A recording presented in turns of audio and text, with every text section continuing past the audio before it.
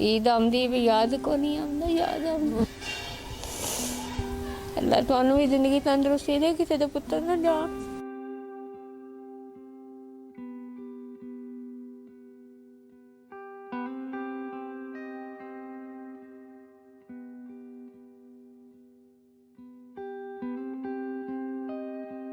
बड़ा लाडला पुत्तर है, बड़ा नेक पुत्तर है। मना किया सारे भैनों ने भी किया, असां भी किया, भरा ने भी आख्या कि जो बाहर होंगे भी नहीं जाना। कि अगों जो पिंड का सी एजेंट उन्हें नाल ला लिया, आख्या नहीं जाना, बस लै गया। आख्या चलो ठीक है, बच्चा नहीं फिर रहा पाया, सोहने अल्लाह दे हवाले।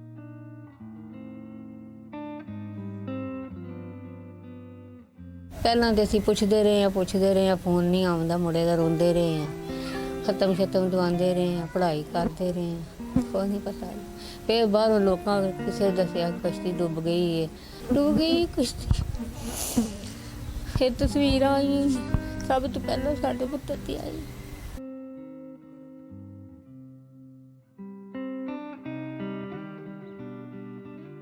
₹80,000 मैंने एजेंट को दिया था ईरान जाने के लिए। तो रास्ते में ऐसी ऐसी दुश्वारियाँ आई हैं कि इंसान के रोंगटे खड़े हो जाते हैं, बल्कि ये समझ लें कि इंसान की रूह कांप जाती है। 6-7 बार तो मैं खुद पहाड़ से गिरा हूँ, तो मुझे मेरे ग्रुप वाले उठाने के लिए तैयार नहीं थे। तो सबसे फर्स्ट टाइम तो हम जब गए तो हम 255 बंदे थे। तो आर्मी वालों ने, पाकिस्तानी आर्मी वालों ने हमें उठाया। उसके बाद दूसरे दिन फिर वहीं से हमने डंकी लगाई। तो तकरीबन अपने जो डेरे पे जाना था, वहाँ जाने के लिए हमें 25 दिन लग गए। इतने दिन हम पहाड़ी में रहे, छुप छुप के, गर्मी का मौसम था, सारा दिन वो पहाड़ी में बैठा देते थे। जब रात के 11-12 बजते थे तो लेके हमें पैदल चलते थे। ईरान के बॉर्डर पे हमने खुर्दू ने घेर लिया था, जो आदमी को अगवा करके ले जाते हैं। उन्होंने हवाई फायरिंग की, हम लोग रुक गए। थोड़ी देर में आर्मी भी वहाँ आ गई, ईरान वाली।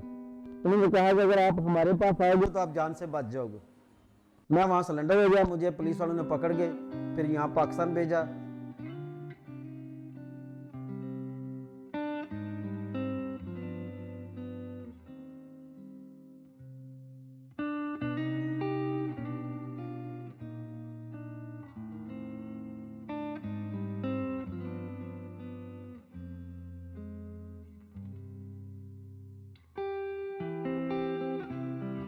धोखा तो किया जंटा ने नहीं चंगा किया।